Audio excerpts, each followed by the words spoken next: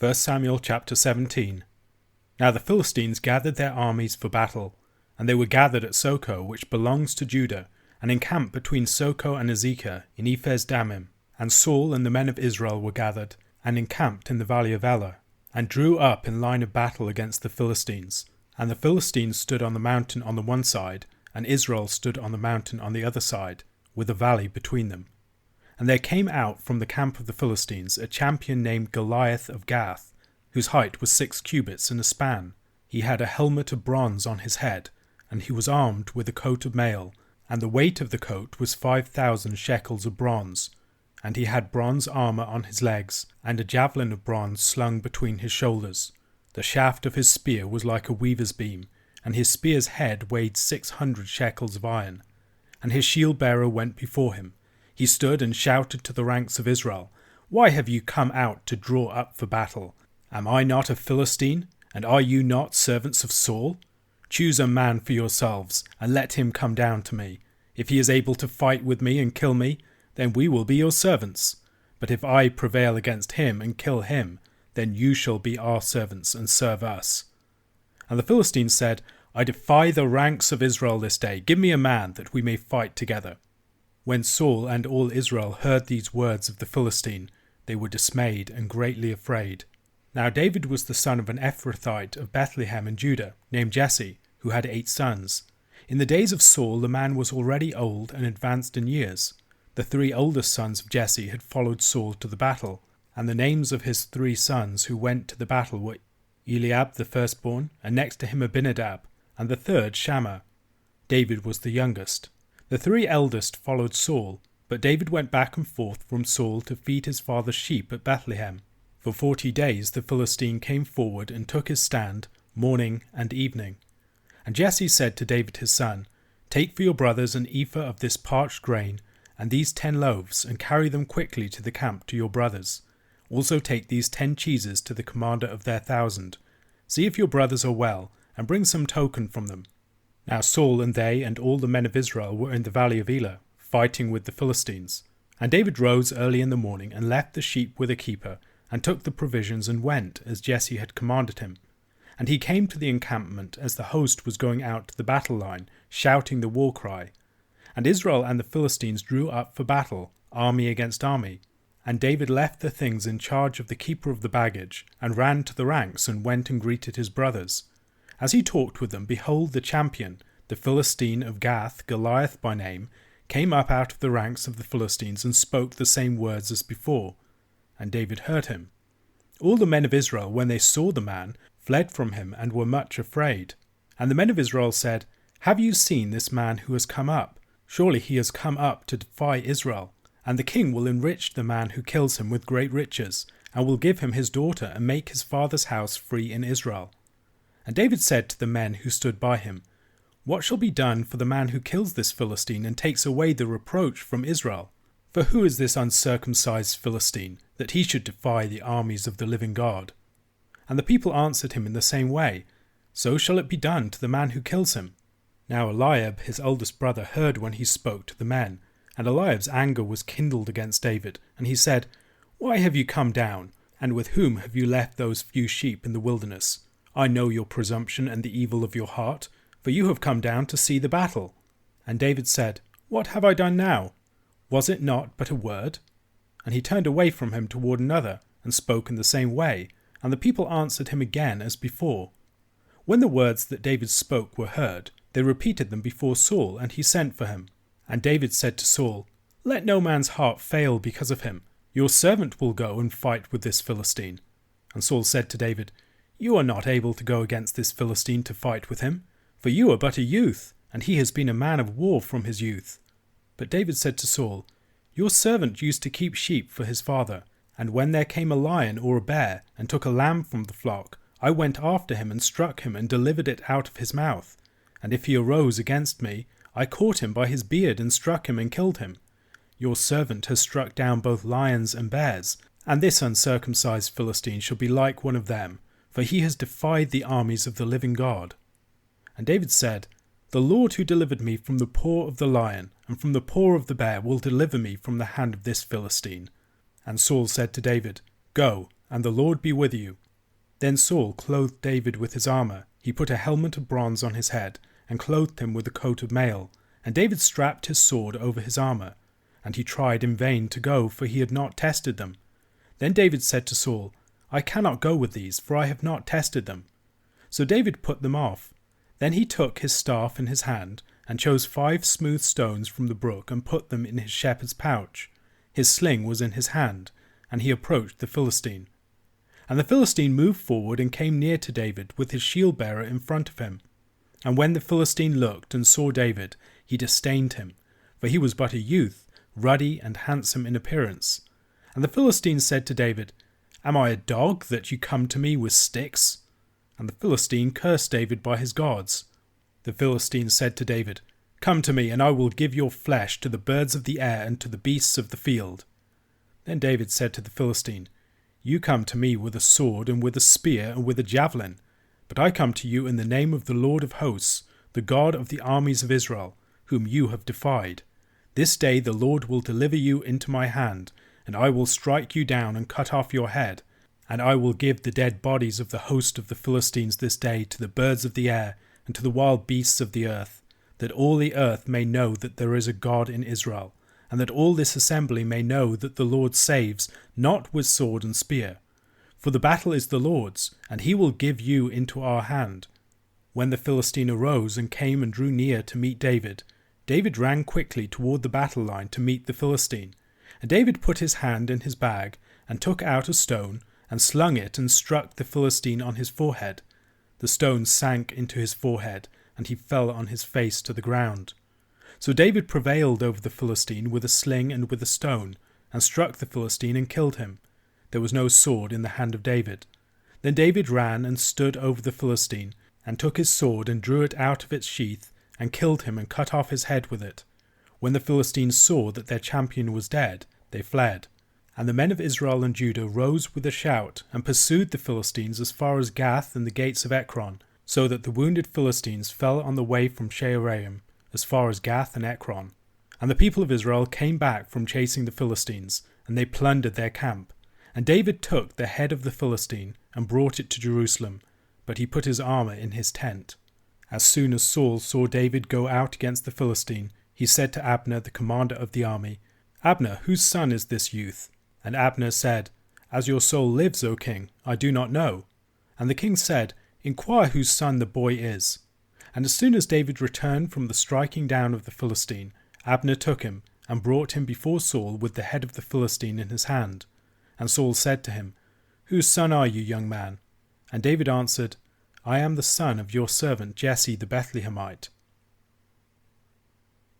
1 Samuel chapter 17 is one of the most famous narratives in the whole Bible, one with which we are all probably familiar from childhood. It has become synonymous in the wider culture with an extreme underdog story, perhaps on account of this familiarity and how accustomed we are to hearing it divorced from its context.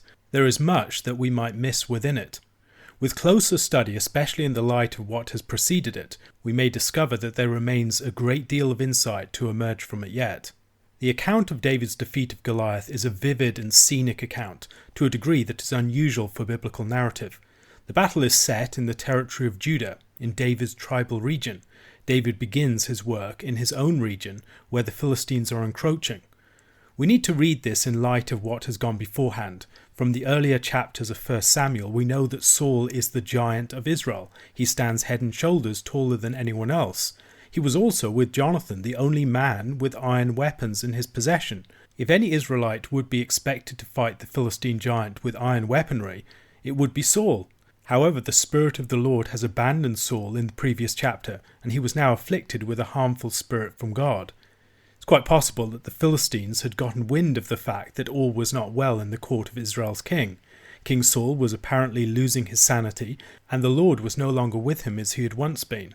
In fact, reports were that the prophet Samuel had not seen him for years now. These are all signs of a promising time to attack. The two armies gather in battle lines against each other, one standing on one mountain and the other standing on another mountain opposite. A champion, Goliath of Gath, comes out from the Philistine camp.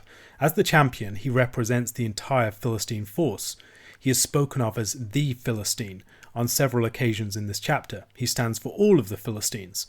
His proposal is a duel between two representative champions, one of Israel and one of the Philistines, with the losers abiding by an agreement to become the slaves of the winners. This single combat was an alternative to a bloody battle between the two sides, a battle that the Philistines would most likely win. There seemed to be no one suited to fighting against Goliath though, which led the people to despair. Goliath is an imposing warrior. He's over 9 feet tall. He has an array of armour and weaponry that make him stand out from the regular Philistine soldier, and of course even more so from the Israelites, who were not well equipped with weapons. Some of Goliath's armour was probably obtained from other nations. Verses 4 to 7 are entirely devoted to describing Goliath and his armour and weaponry. We might here remember the story of Nahash the Ammonite. That story involved a deadly threat to Jabesh-Gilead and a requirement that they surrender entirely unless someone came to their aid. There Saul, coming in from the field with the oxen, comes to Jabesh-Gilead's aid against the Ammonites. Nahash's name means serpent, and he was defeated by Saul. Now there is another serpent, a giant in scale armour, a Leviathan, who will end up getting his head crushed by the champion of Israel, David, who has just come from the field with the sheep. Just as David was sent with the signs of kingship in chapter 16 verse 20, his battle here reminds us of Saul's earlier rise to kingship. David will replace and surpass Saul. Goliath the giant should also remind us of the earlier story of spying out and conquering the land. There it was the giants who held Israel back in fear. The defeat of Og, the giant king of Bashan, the first great victory over a giant in Israel's story, and Caleb and Othniel's victory over the giants of Hebron in Joshua 15 were examples to which Israel should have looked. We also discover that there were some lingering giants in the land, in this chapter, in 2 Samuel chapter 21, and in 1 Chronicles 20. It is the fear of the Israelites in drawing back from the giants in the land that we are first reminded of here. In Numbers chapter 13 and 14, Israel spied out the land for 40 days, and the people shrunk back from entering into the land due to their fear of the giants, even though the Judahite Caleb appealed to them not to fear. Here Goliath the giant stands against Israel for 40 days, until David the Judahite courageously stands against him. When everyone else is shrinking back in fear, David, like Caleb, is the one who is confident in the Lord's promise and wants to attack the giants. Later, of course, Caleb was the one who received the most giant-infested territory as his possession. David is sent on a mission to see how his brothers are doing on the front line, and he's expected to bring back a report. This should remind us of another character, of Joseph, who was sent by his father to check on his brothers in Genesis chapter 37. David is the younger son, favoured over his elder brothers.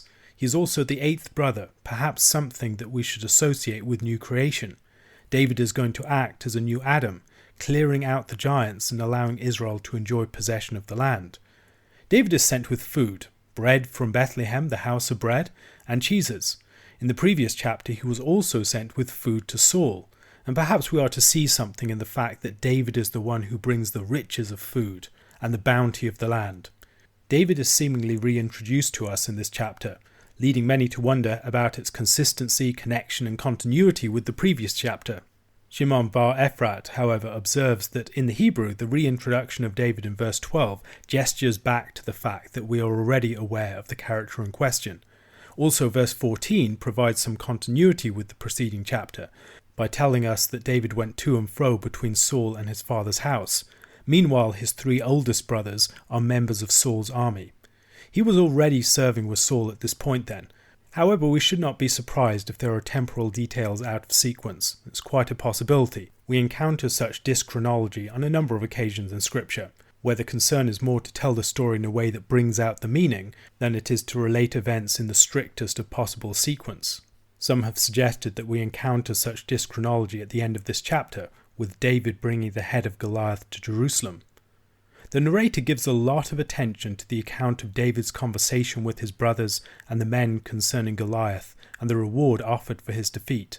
Eliab's opposition to David may recall the opposition to Joseph from his older brothers. David's older brothers are also destined to bow to him in the future. Eliab believes that David has ideas above his station. Just as Joseph was favoured over his brothers by their father and given the firstborn status and the coat of many colours, so David was chosen over his brothers, and Eliab most particularly in the preceding chapter, as the appointed successor for Saul. David speaks of taking the reproach from Israel. This might recall the reproach of the Egyptians that was removed at Gilgal in Joshua chapter 5. The Egyptians had claimed that the Lord had brought Israel out into the wilderness to destroy them. As they were brought into the promised land and circumcised, they were marked out as the Lord's own people and as those who would receive the land. This nullified the Egyptians' taunt. Goliath had ridiculed Saul and the Israelites, suggesting that their God was powerless to save them, or perhaps that he had rejected them. However, he is an uncircumcised pagan, and David is confident that the Lord can still deliver Israel. Just as Israel had been left outside of the land for 40 years on account of the 40 days of spying out the land and their fear of the giants, so Israel had now shrunk back from the giant Goliath for 40 days. We might think here of another Davidic champion, who after being anointed by the Spirit stood against a monster after 40 days. Saul had promised that the man to defeat Goliath would receive his daughter in marriage, and that his household would be made free in Israel, not having to pay any taxes. The successful Israelite champion would be made son-in-law to Saul, adopted into the royal household, and would enjoy the privileges of royalty, being a recipient of taxes rather than one having to pay them. Saul's promises might remind us of the promises made by Caleb to Othniel for going against the city of Kiriath-Sepher in Joshua chapter 15, or perhaps also of the promise of Laban to give his daughter Rachel to Jacob if Jacob served him for 7 years. Like Laban, however, Saul will renege on his promise. David's response might also remind us of Saul's son Jonathan, who expressed the same confidence in going down alone to face the uncircumcised Philistines on the previous occasion when the Philistines and the Israelites stood on opposite hilltops, back in chapter 14. David's words reach Saul. To this point, David has not said that he will fight the Philistine. Indeed, when challenged by his brother, he seems to deny that he was doing anything more than asking questions. It seems strange that David is summoned to Saul, until we remember that David was already known to Saul and those around him, and that he was particularly favoured by Saul. David isn't just a random Israelite kid asking about Goliath, but he is Saul's musician and armour-bearer, his beloved servant, and the one seemingly fearless and faithful man in the camp. Saul knows that the Lord is with David from his experience, and that David isn't just a reckless young loudmouth. Without the background of chapter 16, though, it might be difficult to make sense of why Saul acts in the way that he does. When he sees Saul, David expresses his willingness to fight Goliath himself. Saul questions David, but doesn't simply laugh him off, nor does he directly reject him. David responds with a declaration of his faith in the Lord and his experience as a shepherd. Like Abraham, Jacob, Joseph, and Moses, David is a shepherd, and he can bring the skills of a shepherd to his task of fighting and leading. He has, like Samson, killed a lion, and like Samson, the powerful champion of Israel, he is confident that, in the Lord's strength, he can defeat the Philistine too. The key fact is that Goliath has defied the armies of the living God. The Lord's honour is at stake here. Considering how much is riding upon this, Saul accepts David's offer surprisingly readily. Again, it is very hard to believe that this is how the exchange would have gone had Saul not already been well acquainted with David. David had been Saul's armour-bearer. However, now Saul acts as armour-bearer to David. He clothes David in his armour. Like the signs of the kingdom that were sent with David in the previous chapter, this is some powerful foreshadowing of the fact that David will replace Saul. However, David rejects the armour of Saul. He will not approach Goliath as a warrior in the mould of Saul, but as the young shepherd taken from the flock. Likewise, when he takes the place as king, he will not rule just as one of the kings of the nations, as Saul had attempted to do. Saul's giving his armour to David also anticipates Jonathan, his son, giving his armour to David in the next chapter. In both cases, they are powerful symbols of the place that David will occupy as the replacement to both of them. David takes his staff. He goes down into the valley. He chooses 5 smooth stones from the brook, puts them in his shepherd's pouch, has his sling in his hand, and approaches the Philistine. There are a lot of details here, and we should rightly wonder why they have been included. David is like a shepherd. He has a staff, a shepherd's pouch, and a shepherd's sling. He chooses 5 stones. Perhaps we are to think of the association between the Philistines and the number 5. The Philistines had 5 chief cities and 5 lords. when they sent the golden tumors and golden mice back with the ark in chapter 6, they sent 5 of each for this reason. Perhaps David chose a stone for each of the Philistine cities then. Goliath is of Gath, but there is a stone remaining for Ekron, Ashdod, Ashkelon and Gaza. Later in 2 Samuel chapter 21, we discover that there were giants and relatives of Goliath associated with others of these cities. Perhaps there is a further allusion to the story of Jacob here. Jacob was the shepherd who was associated with the staff, with the setting up of stones, 5 of them in his story, and with smoothness. He also had one-on-one combat with the angel. David is a Jacob-like character, and his Jacob-like traits will become more pronounced as the story progresses. However, they may be emerging already here. David also has a number of the characteristics of Esau, both of them being described as ruddy. Much as Jacob matured into some of the traits of his brother, so David has these traits at this point in his story. David is a man of action, he's a man of the field, he's a man of competence, he's a man whose hands are skilled with sling, with sword or with lyre. He's a valiant man, a hunter, a person who can kill wild beasts. There is a completeness and roundedness to David's character that brings together traits of both Jacob and Esau, and we'll see more of these as the story progresses. The Philistine champion curses David by his gods, while David declares that he comes in the name of the Lord of hosts, the God of the armies of Israel, whom Goliath has defied. Behind the two champions then is conflict between the Lord and the false gods of the Philistines.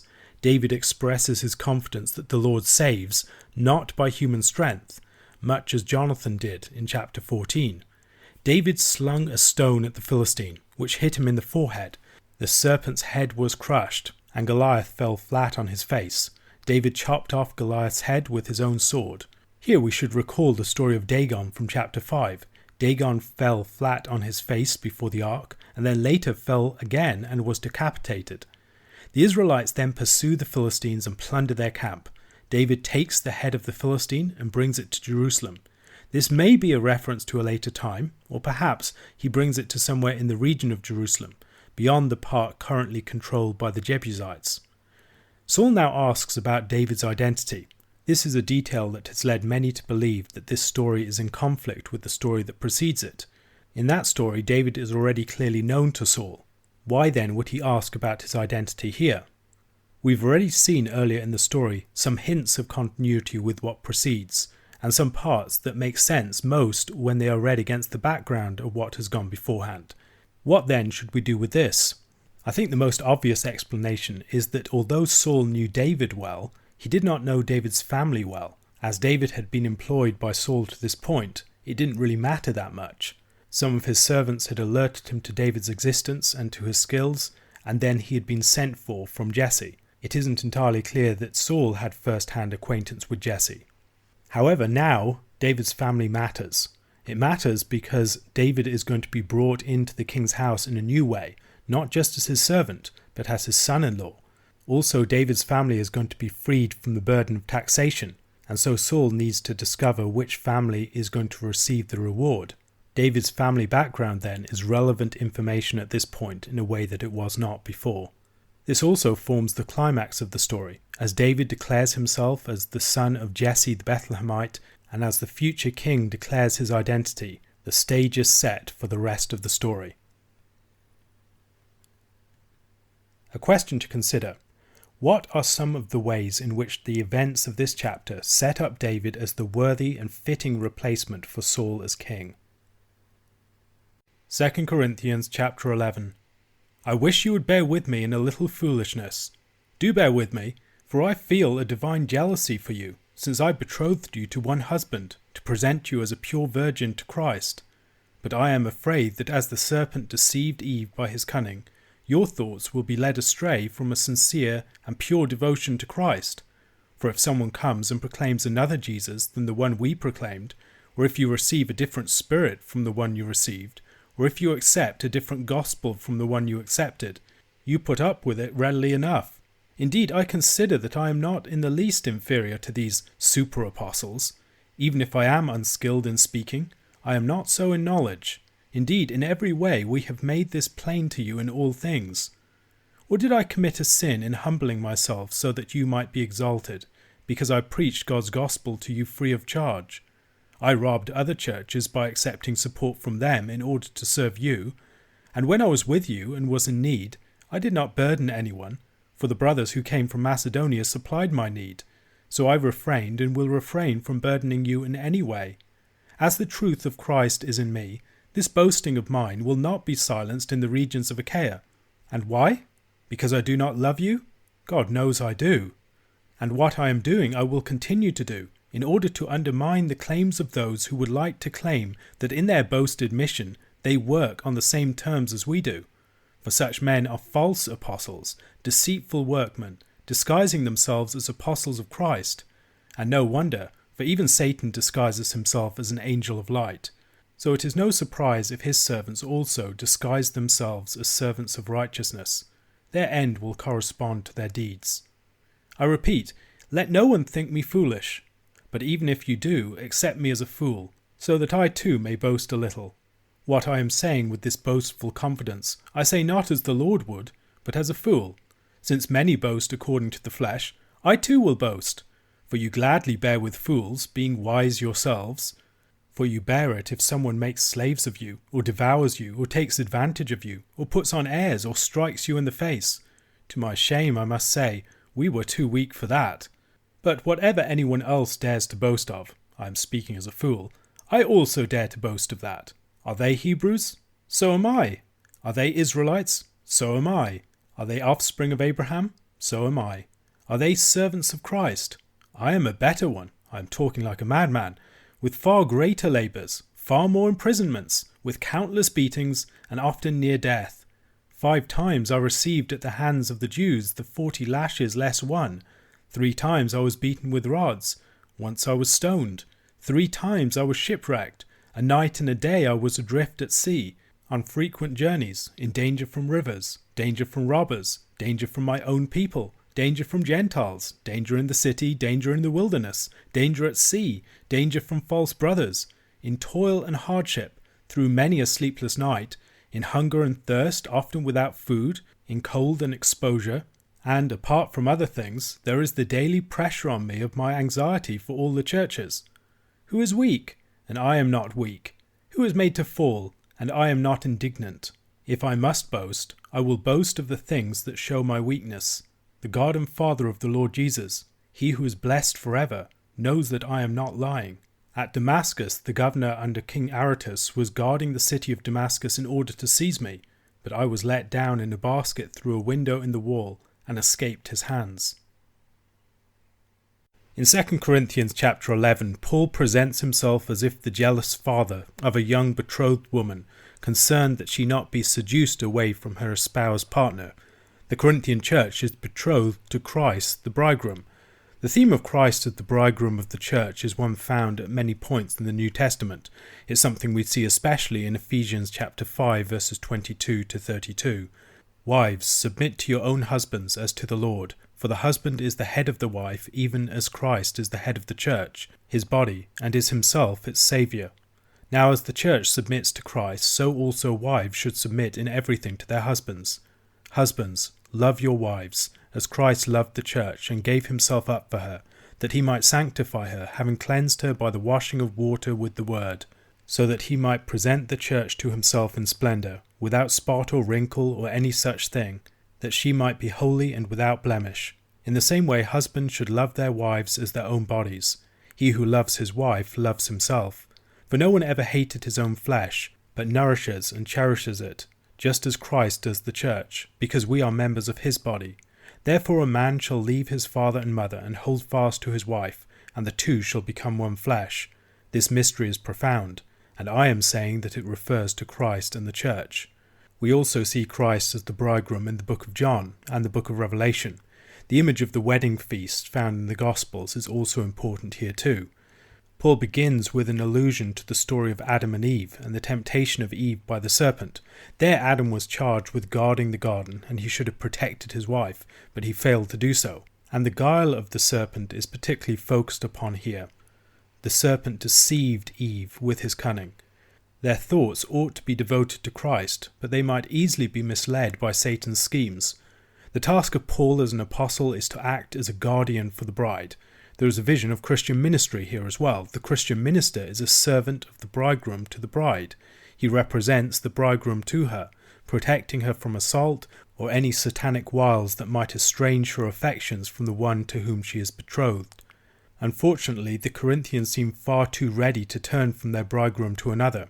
You can imagine Paul's distress at this. He is the one who is their father in the faith, and he has directed their love to Christ and bound them to him in the covenant bonds of betrothal. They have been washed as a bride in the waters of baptism, and he has declared the wonders of their bridegroom to them. But now it seems as if they can be led astray from Christ with great ease and little protest on their part. Presented with a counterfeit form of Jesus, a counterfeit form of the Spirit, and a counterfeit form of the gospel, they seem to be unable to discern the difference.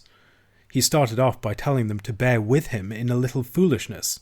They bear with a counterfeit Jesus, Spirit and gospel readily enough, so he is hardly making any great demand of them. Paul characterizes his opponents as super-apostles. They believe that they are superior to him. These super-apostles were almost certainly not members of the 12. Sometimes the term apostle is used for the wider company of those who saw the risen Christ. Paul also sometimes uses it for persons sent on a mission. Paul grants that he may not be the most skilled orator. Paul has already spoken of the plainness of his speech with which he proclaimed the gospel to the Corinthians back in 1 Corinthians chapter 2, verses 1 to 5. And I, when I came to you, brothers, did not come proclaiming to you the testimony of God with lofty speech or wisdom, for I decided to know nothing among you except Jesus Christ and him crucified. And I was with you in weakness and in fear and much trembling. And my speech and my message were not in plausible words of wisdom, but in demonstration of the Spirit and of power, so that your faith might not rest in the wisdom of men, but in the power of God. While Paul was not the most compelling speaker, Acts 20 tells the story of a young man named Eutychus who sank into a deep sleep when Paul spoke at considerable length, fell out of a window and died. Paul was nonetheless not without wisdom in the truth of Christ. That much should have been made very apparent to the Corinthians by this point, and even more so as the wisdom shone ever more brightly in contrast to the roughness of the speech in which it was couched. The question of the source of Paul's support while he taught the Corinthians is raised here again, as it was back in 1 Corinthians chapter 9. Why had Paul acted seemingly inequitably in this manner? Why had he accepted money from the Macedonians but not from the Corinthians? Was it because he didn't love the Corinthians and didn't want to accept their support? Was their money not good enough for him? Quite the opposite. If anything, Paul robbed the Macedonians so that he could give a special treatment to the Corinthians. The other churches in the region would be able to back him up in this matter too, as would God himself. Paul is going to continue to act in the same way. His consistency undermines the accusations of his opponents and their exalted claims that their own work operates in the same way as Paul's does. Paul previously mockingly called them super-apostles, and then he spoke about the way that they present a counterfeit Jesus, counterfeit gospel, and counterfeit spirit. Now he declares that they are false apostles, deceitful workmen, disguising themselves as apostles of Christ. Indeed, beneath the mask, they are actually servants of Satan, who, like their true master, are able to disguise themselves as their opposites. They preach a counterfeit gospel, spirit, and counterfeit Jesus as those who are skilled in the deceptions of their father, who first deceived Eve in the garden. However, as is the case with such persons, they will ultimately be revealed by their fruits, as their works yield a bitter harvest. Paul adopts a fool's persona for the sake of argument. He is speaking not in the proper way that he should as a Christian and an apostle of Christ, but with a persona for rhetorical purposes. He is playing the game of the super-apostles for the sake of argument for a period of time, while steadily subverting it as he proceeds. His mode of speech is ironic, and at the outset he wants them to be very clear of that fact. Once again he plays on the fact that, since they gladly bear with fools and their counterfeit gospels, they should bear with him, while he devotes a few sentences to playing the part of the fool. He develops the theme of the Corinthians bearing with the spiritual mistreatment that they have received. In bearing with a counterfeit Jesus, spirit, and gospel, they have borne the worst sort of mistreatment. Paul uses hyperbole to drive the point home. They will bear with being made slaves, being devoured, taken advantage of, with people taking airs with them, or being struck in the face. If Paul is being accused of weakness, In his foolish boasting, he declares his shame that he and his apostles simply weren't strong enough to abuse the Corinthians in the way that the super-apostles had. The super-apostles' strength really showed up Paul's weakness on that point. Paul has condemned the way of those who constantly compare themselves with each other earlier in the letter, but now he does so himself, yet in a way designed to nullify such competitive comparisons, not to play the same game. His ironic detachment in his foolish speech is really important here. The super-apostles may be capitalizing upon their Jewish identity. Paul could readily do that too, should he want to. Elsewhere in Philippians chapter 3 verses 3 to 11, he contrasts putting confidence in the flesh and the way that, although he has grounds for confidence in the flesh, he has jettisoned such confidence for knowing Christ. For we are the circumcision, who worship by the Spirit of God and glory in Christ Jesus and put no confidence in the flesh. Though I myself have reason for confidence in the flesh also. If anyone else thinks he has reason for confidence in the flesh, I have more. Circumcised on the 8th day, of the people of Israel, of the tribe of Benjamin, a Hebrew of the Hebrews, as to the law, a Pharisee, as to zeal, a persecutor of the church, as to righteousness under the law, blameless. But whatever gain I had, I counted as loss for the sake of Christ. Indeed, I count everything as loss because of the surpassing worth of knowing Christ Jesus my Lord. For his sake I have suffered the loss of all things, and count them as rubbish, in order that I may gain Christ and be found in him, not having a righteousness of my own that comes from the law, but that which comes through faith in Christ, the righteousness from God that depends on faith, that I may know him and the power of his resurrection, and may share his sufferings, becoming like him in his death, that by any means possible I may attain the resurrection from the dead. If the super-apostles want to play that Jewish status game, Paul can easily beat them at it, but he has abandoned that in order to gain Christ. Yet nullifying the super-apostles requires temporarily adopting an in-the-flesh persona to close them down. If they claim to be servants of Christ, Paul is that much better. At this juncture he has to make especially clear that he is speaking in the persona of a fool, as a self-exalting boast in his apostolic service is precisely the sort of thing that the gospel rules out. He boasts of his far greater toil or labours for Christ. His list of hardships, one of a number in this letter, is a list of ways in which Paul has accounted his life and comfort of little value relative to the message that he bears and the master that he serves. Of course, part of what he has accounted to be of little value is his status, which means that this list has an increasingly paradoxical character. His endurance through so many trials is proof of his faithfulness to his commission. It's a list of hardships, not of great demonstrations of power or prominence, but of dogged demonstration of faithfulness. The irony of the list will become clearer as we read through it. The sort of things Paul included would be considered shameful by many. Who boasts of being imprisoned often, of being stoned, or of being beaten at the hands of the Jews? They might boast of being Jews. Being beaten at the hands of the Jews? Not so much. This is definitely not the list of someone who wants to make a good showing in the flesh. However, someone who wishes to be found in Christ, to know the fellowship of his sufferings, might well see that fellowship most in the hardships he endured for Christ, and perhaps especially in those hardships that reveal the world's rejection of him, as it rejected his master before him. The point of all this is to foreground Paul's weakness. Who is weak? And I am not weak. This is where Paul chiefly finds his boast, in his weakness. This focus of Paul's identity also leads to his especial concern for the weak who are caused to fall, a point that Jesus emphasized in his own teaching on a few occasions. The strong wish to set themselves apart from the weak as much as possible. However, Paul, in foregrounding his weakness, can take a special concern for the weakest and most vulnerable of Christ's sheep. Paul concludes the chapter with one final boast of being let down through a window in the wall of Damascus to deliver him from the king who sought to capture him. That story is not even a story of some great endurance on Paul's part, but of his rejection by the world and the Lord's gracious deliverance of him. Paul's powerlessness in that situation was the occasion for the Lord's salvation. The subversion of the status-seeking games of the super-apostles then is well underway, but Paul will deliver the finishing blows to it in the next chapter.